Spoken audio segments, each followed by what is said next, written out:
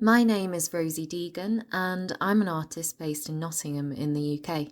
I work with various materials, in particular ones that are associated with being luxurious or fragile, and combine them with existing objects that have a familiar practical purpose.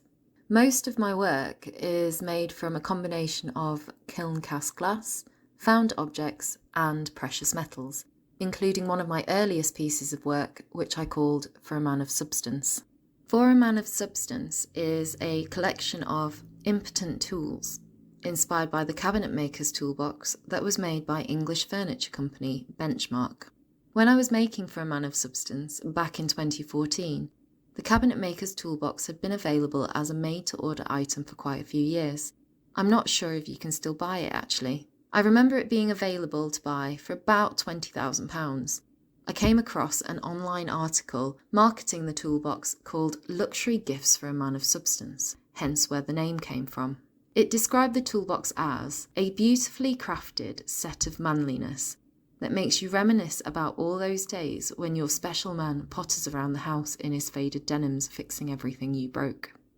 I've always enjoyed exploring the purpose and function of different everyday objects, especially when they are connected to traditional gender stereotypes. The tools in the cabinet maker's toolbox and how they are displayed are clearly too beautiful to risk damage in functional use.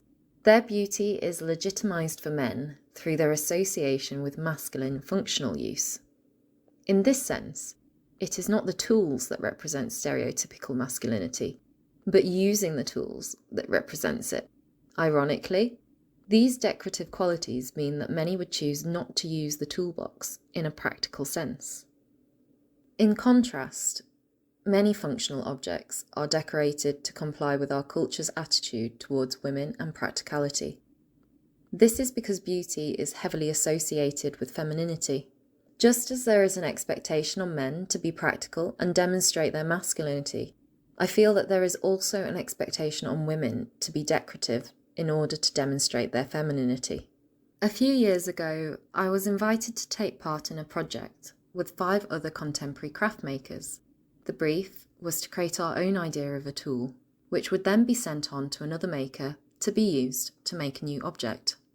Makers and Tools was a project coordinated and curated by Melody Vaughan, who is a wonderful curator, writer, and mentor. She curated 2 projects, one in 2017 and one in 2019. I took part in her earlier project in 2017. With my practice being so heavily influenced by tools, being given the opportunity to make my own tool was a really exciting notion for me. But there were so many tools out there, and I wasn't sure what to make. After talking to my oldest childhood friend, a memory came into my mind of when I was younger. One day, when I was a young child, I was sitting at the kitchen table watching my mother. She had a small pair of scissors and a fresh bouquet of lilies that she'd just bought, and she was snipping parts of the lily off. I asked her what she was doing, and she said that she was removing the stamen because the pollen on them made her sneeze and that it would stain everything. Later that year, I remember learning about the parts of a flower in biology, and it made me think about the time that my mum was cutting away the stamen from the lilies.